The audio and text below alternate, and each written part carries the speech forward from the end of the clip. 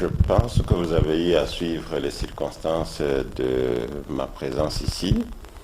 J'ai quitté Bukavu le 16 octobre et mon départ de Bukavu est symbolique.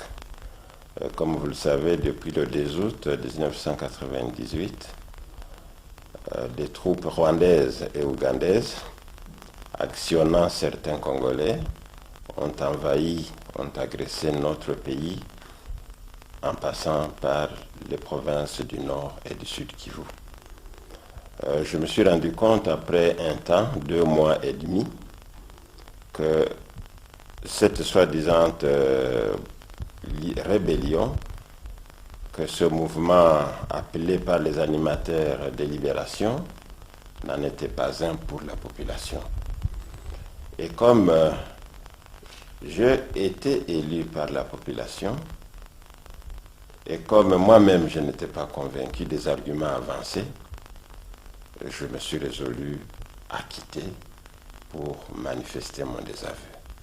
Est-ce que vous pouvez nous confirmer ou pas s'il y a eu des massacres justement, parce qu'on en a entendu parler à travers la presse occidentale, des massacres de populations qui auraient été orchestrés par les troupes rebelles justement?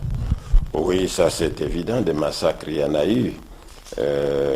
D'abord, à une échelle réduite, nous devons signaler que tous les officiers congolais qui étaient à Bukavu ont été lâchement assassinés. Je pense que c'était le 4 août à l'aéroport de Kavumu par les troupes rwandaises. Vous avez vous-même été témoin de ces faits ou bien on vous les a rapportés et cette information est authentique donc? Cette information est irréfutable. Les rebelles eux-mêmes pourraient la confirmer s'ils sont honnêtes et j'espère qu'ils le sont. Il y a eu aussi à grande échelle dans la chefferie de Lwindi, chefferie de Lwindi, ça c'est dans le territoire de Mwenga, des massacres qui ont coûté la vie à plus ou moins 400 personnes. Mais les personnes qui ont été citées essentiellement, c'était des autorités, notamment le chef coutumier, le Mwami, son épouse. Tous les deux, je les connaissais très bien. C'était des jeunes intellectuels qui avaient accepté d'aller vivre à la campagne pour redonner l'espoir aux villageois. Il y a eu des prêtres, des religieuses et tout un tas d'autres personnes. Donc des massacres, il y en a eu. Ici, je ne parle pas d'enlèvement, de ce qui se passe dans la cité d'Ouvira en face de Bujumbura, où des personnes ciblées sont tuées.